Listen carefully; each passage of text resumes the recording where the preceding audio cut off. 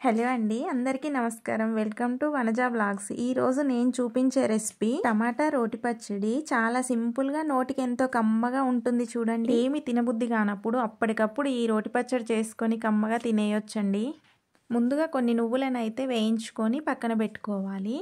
తర్వాత స్టవ్ పై పాన్ పెట్టుకొని ఆయిల్ వేసుకొని వేడయ్యాక రుచికి సరిపడా పచ్చిమిర్చి వేసుకొని వేయించుకోవాలి.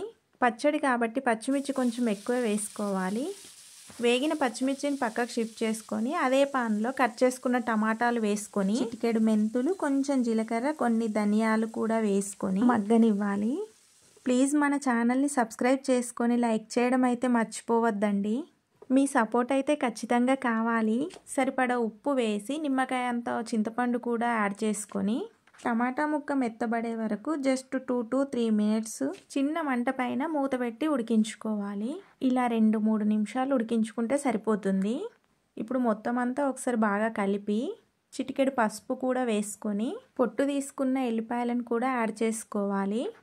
ఎల్లిగడ్డ ఫ్లేవర్ అయితే చాలా బాగుంటుంది, పైగా ఆరోగ్యానికి కూడా చాలా మంచిది. అలాగే కాడలతో సహా కొత్తిమీర ఆకు కూడా వేసుకొని మగ్గించుకోవాలి. ఒక 1 minute తర్వాత మొత్తం అంతా మిక్స్ చేసుకొని స్టవ్ ఆఫ్ చేసుకుంటే సరిపోతుంది. స్టవ్ పైనే బాగా ఉడికించాల్సిన అవసరం లేదండి, జస్ట్ టమాటా ముక్క మెత్తబడితే చాలు. ఇది పక్కకు దించి కొంచెం చల్లారే లోపు ముందు మనం వేయించి పెట్టుకున్నాం కదా నువ్వులు, ఇప్పుడు అవి రోట్లో వేసుకొని మెత్తగా నూరుకోవాలి. ఖచ్చితంగా నువ్వులను ముందే మెత్తగా పొడి చేసుకోవాలి అండి, తర్వాత అసలు మెదగవు.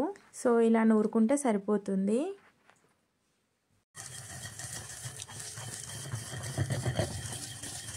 ఇలా నువ్వులు మెత్తగా అయిన తర్వాత వేయించుకున్న పచ్చిమిర్చి కూడా వేసి నూరుకోవాలి. ఈ రెండు కూడా మెత్తగా మిక్స్ అయిన తర్వాత ముందు ఉడికించి పెట్టుకున్న టమాటా మిశ్రమం కూడా రోట్లోకి వేసుకొని మొత్తం అంతా మిక్స్ అయ్యేలా మంచిగా నూరుకోవాలి. ఇలా ఒక 4-5 minutes కంటిన్యూగా నూరుకోవాలండి. సో ఇలా రోట్లో చేసే ఏ పచ్చడైనా చాలా టేస్టీగా ఉంటుంది. సో పూర్వం మన అమ్మమ్మలు, నానమ్మలు ఇలా టేస్టీగా రోటి పచ్చళ్ళు చేసుకొని తిని హెల్తీగా ఉండేవారు. ఇప్పుడైతే మనకు మిక్సీలు, గ్రైండర్లు వచ్చాయి, కానీ ఈ టేస్ట్కు ఆ టేస్ట్కు చాలా తేడా ఉంటుంది. చూడండి, కొంచెం కష్టమైన టేస్ట్ మాత్రం అద్భుతంగా ఉంటుంది. చూడండి, టమాటా చట్నీ ఇలా కచ్చాపచ్చాగానే ఉండాలి. నూరుడు పూర్తయిన తర్వాత వేరే బౌల్లోకి షిఫ్ట్ చేసుకొని ఇలా నూరుడు పూర్తయిన తర్వాత మొత్తం అంతా వేరే గిన్నెలోకి అయితే షిఫ్ట్ చేసుకొని పోపు పెట్టుకుంటే సరిపోతుంది. అసలు పోపు అవసరం లేదనుకునే వారైతే ఇలా కూడా డైరెక్ట్గా తినేయొచ్చు, అంత బాగుంటుంది. పోపు కోసం స్టవ్ పై చిన్న కడాయి పెట్టుకొని ఆయిల్ వేసుకొని వేడయ్యాక కొంచెం ఆవాలు, జీలకర్ర, అలాగే 4 ఎండుమిర్చి ముక్కలు వేసుకొని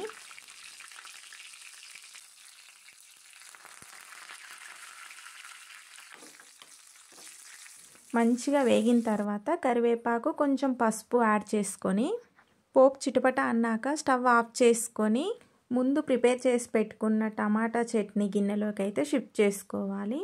చట్నీలో ఇలా పోపు వేసుకొని మిక్స్ చేసుకోవాలి.